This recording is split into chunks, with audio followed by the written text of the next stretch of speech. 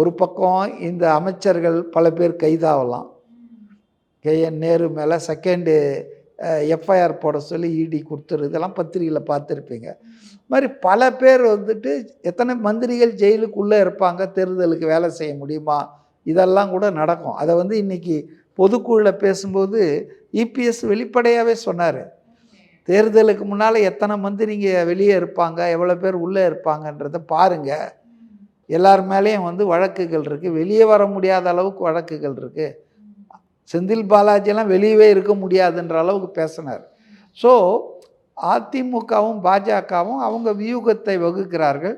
அவங்க area of ஆப்ரேஷனை பிரிச்சுக்கிட்டு இருக்காங்க. உதாரணத்துக்கு தென் தமிழ்நாடு மெயினாக பாஜகவுக்கும், வட தமிழ்நாடு மேற்கு கொங்கு பெல்ட்டெல்லாம் அதிமுகன்ற மாதிரி.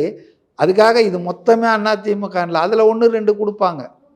இதில் தென் தமிழ்நாடு மொத்தமே வந்துட்டு பாஜகவாக இருக்காது, அதில் ஒரு 1-2 தொகுதிகள் அதிமுகவும் கண்டெஸ்ட் பண்ணும். ஸோ இந்த மாதிரி ஒரு ஏற்பாட்டை அவங்களுக்குள்ளே பண்ணிட்டு தான் இன்றைக்கி வந்து அதுக்கான வேலைகளை டெல்லியில் உட்காந்துட்டு அமித்ஷா பண்ணிகிட்ருக்காரு. அண்ணாமலையை வந்து நீங்கள் என்னெல்லாம் பண்ணீங்களோ அதை திருப்பி நீங்களே சரி பண்ணுங்க அப்படின்னு அவர்கிட்ட சொல்லியிருக்காங்கன்னு ஒரு தகவல்.